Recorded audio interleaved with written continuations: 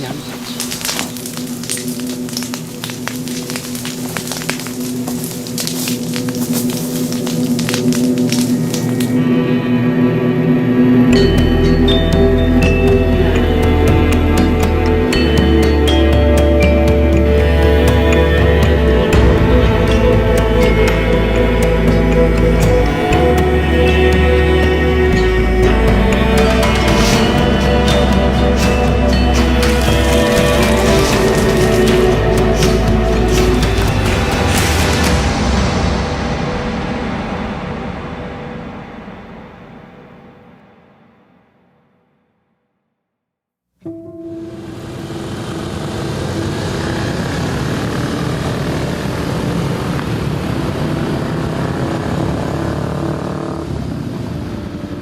Yang Anda lihat ini bukanlah efek kamera atau hasil editing, melainkan polusi udara akibat asap kebakaran hutan dan lahan atau karhutla. Di kota Palangkaraya, ibu kota Kalimantan Tengah, polusi terparah mencapai 1.300% di atas ambang udara yang sehat bagi manusia. Saat itu, udara bersih adalah barang mewah yang sulit didapat. Sebaliknya, kepanikan seperti ini mudah dijumpai setiap hari.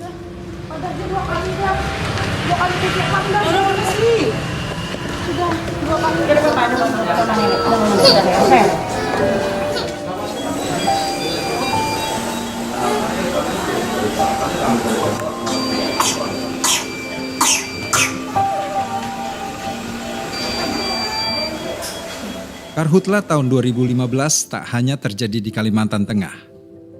5 provinsi lain juga dinyatakan sebagai wilayah darurat bencana karhutla.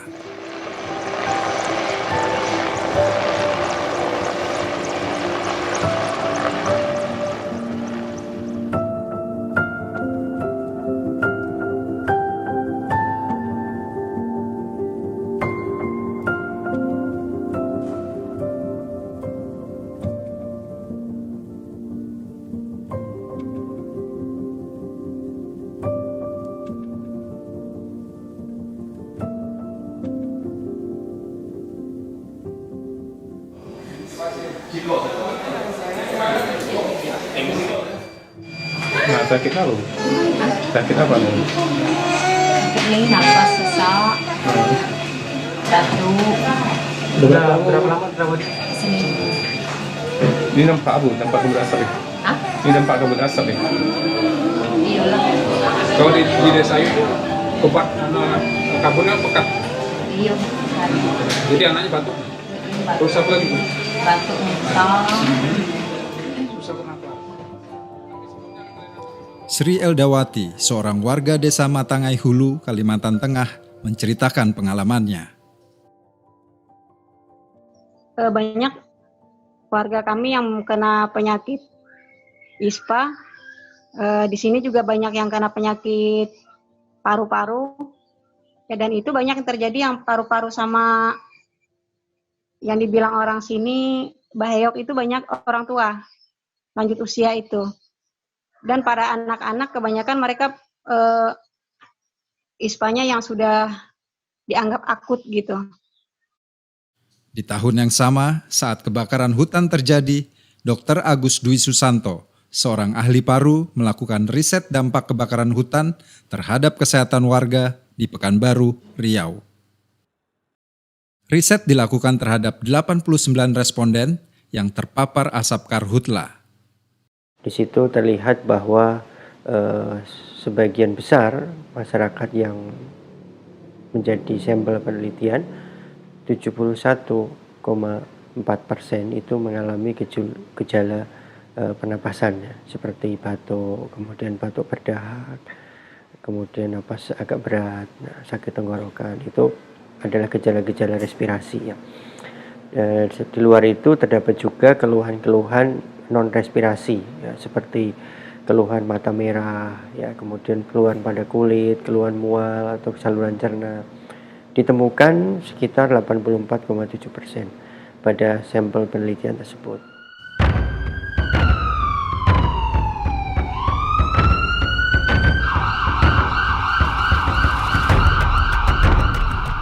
Kadar karbon monoksida atau CO dalam nafas juga jadi perhatian penting. Sebab CO dikenal sebagai polutan udara yang berbahaya bagi kesehatan manusia. Dari hasil riset itu kita temukan bahwa sekitar 72,6% masyarakat yang menjadi sampel penelitian itu terdapat gangguan fungsi paru, terjadi penurunan fungsi paru. Sedangkan karbon monoksida rata-rata dari sampel penelitian tersebut kita temukan nilainya 32,6 ppm.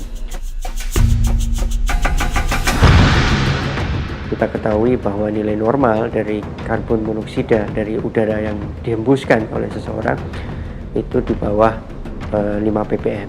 Dan ini nilainya cukup tinggi ya, 32,6 ppm.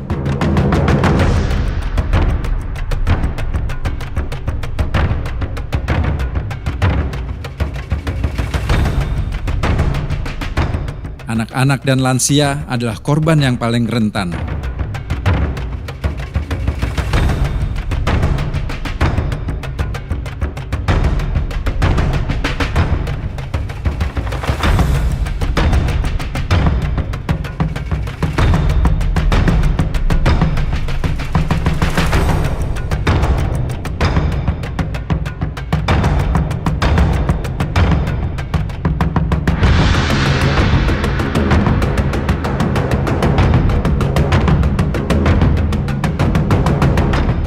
Selain kesehatan, pendidikan anak pun terkena dampaknya. 5 juta siswa kehilangan hak belajar akibat penutupan sekolah. Kegiatan ekonomi lumpuh. Bagi keluarga berpenghasilan rendah, kondisi ini membuat mereka makin menderita.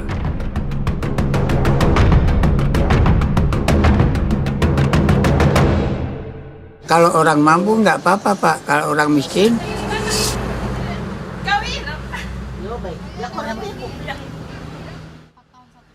Kami melihat selain pembukaan lahan XPLG itu juga sekarang ini kan banyak lahan-lahan untuk perkebunan sawit.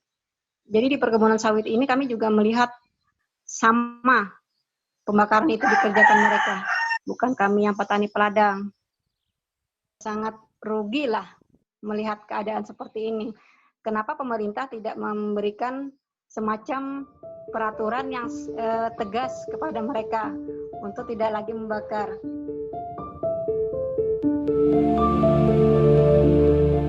Kerugian ekonomi diperkirakan mencapai 220 triliun rupiah atau lebih dari 5 kali kerugian akibat tsunami Aceh tahun 2004.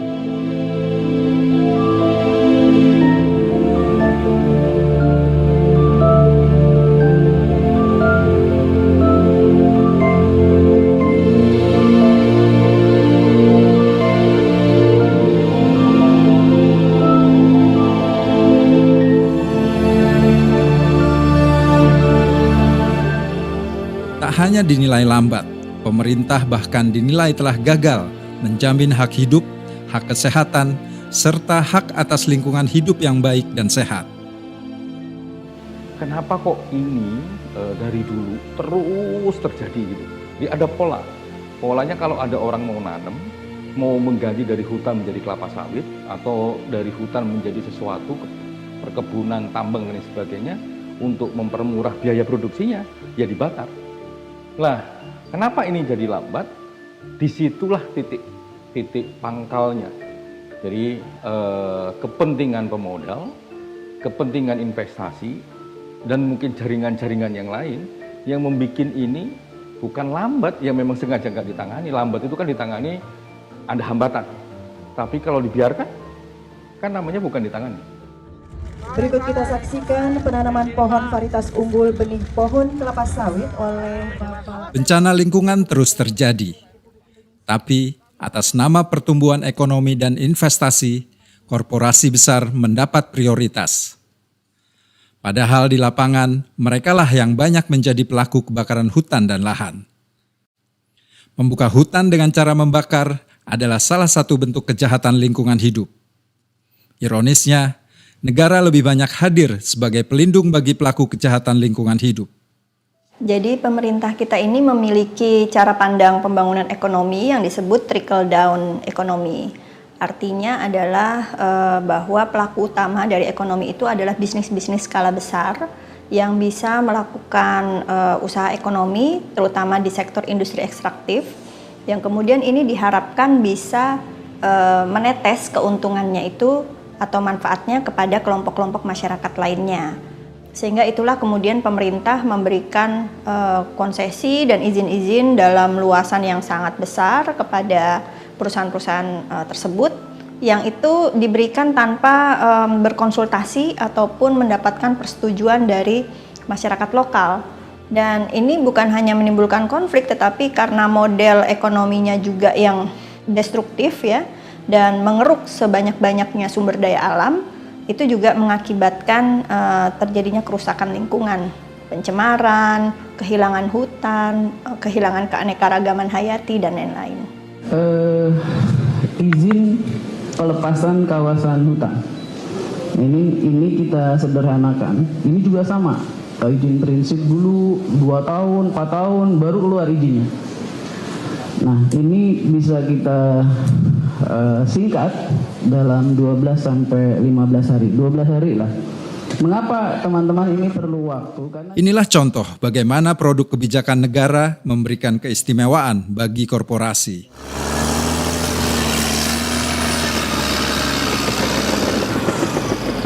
Kebijakan seperti ini membuka jalan bagi perampasan secara sistematis terhadap hak warga atas lingkungan hidup, hak politik, hak ekonomi, hingga hak sosial budaya. Selain kebijakan negara yang menguntungkan bagi korporasi, tak sedikit korporasi yang seolah memiliki impunitas atau kebal di hadapan hukum.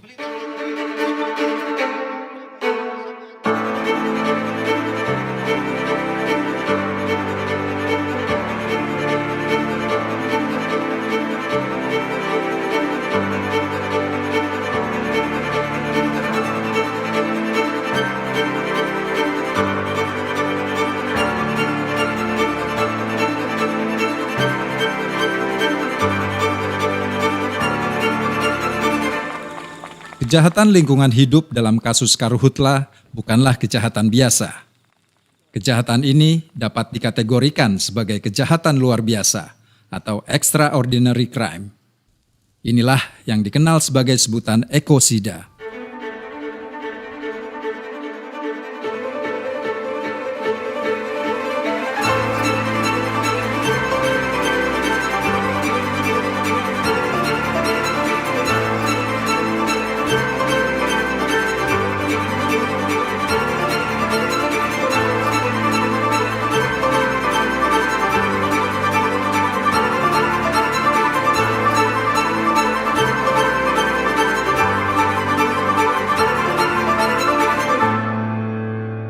Jadi ada beberapa hal yang bisa kita lihat dia sebagai kategori ekosida ya. Jadi satu kehancuran yang memang tidak bisa dipulihkan kembali gitu. Sifatnya sangat masif, tidak terpulihkan, dan juga ini bersifat lintas generasi.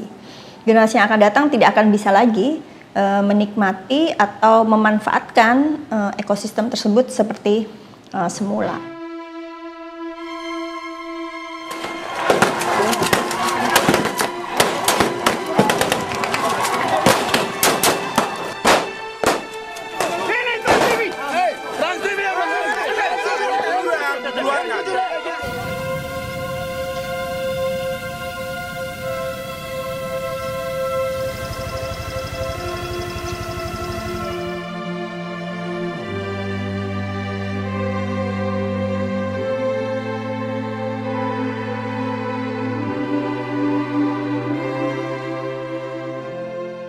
Kejahatan ekosida seperti kasus Karhutla menghasilkan kehancuran lingkungan yang ekstrim. Ini terjadi akibat akumulasi kerusakan lingkungan yang berulang atau terus-menerus dalam jangka waktu yang panjang. Karena itulah, pelaku kejahatan lingkungan tak boleh lagi memiliki impunitas. Diperlukan aturan hukum yang memastikan bahwa kejahatan lingkungan adalah bentuk kejahatan ekosida. Sebab penghancuran lingkungan hidup terbukti tak dapat diselesaikan hanya dengan mengandalkan penegakan hukum lingkungan yang biasa. Hanya ngomong kasus lingkungan, ya kan? Kasus lingkungan misalnya, pabrik kecil, pabrik kecap, pabrik yang kecil-kecil di tengah masyarakat yang mungkin itu home industri juga merusak lingkungan. Gitu. Kalau dia buangnya sembarangan di selokan di sungai juga itu merusak lingkungan. Tapi kenapa kok ini harus ada kategori ekosida yang digagas oleh teman-teman Walhi misalnya, atau teman-teman yang bergerak di lingkungan menjadi sesuatu kejahatan yang punya fokus. Karena memang mau fokusnya ini kerusakannya gede, implikasinya juga serius, pelibatan aktornya juga di mana-mana, dan kadang-kadang memang pelibatan aktor ini bahkan tidak bisa tersentuh. Makanya harus jadi concern dia menjadi satu kerangka hukum sendiri. Itu kebutuhannya. Lahirnya aturan hukum yang kuat akan menjamin keberlanjutan ekosistem kehidupan.